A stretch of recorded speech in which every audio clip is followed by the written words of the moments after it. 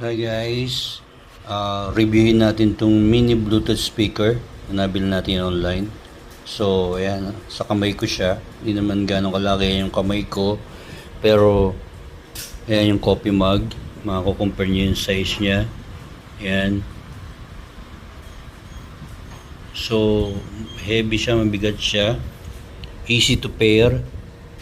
Tapos maganda yung sound niya. Yan yung model niya, mini boost metal speaker. Yan, portable.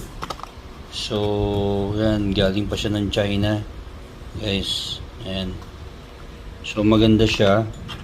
Yan, ang included sa box niya yung USB charger na ilalagay mo dito. Yan, tapos simple pairing lang siya. Pindutin nyo lang to. Yan, ng mga 3 seconds mag-o-on siya. Tapos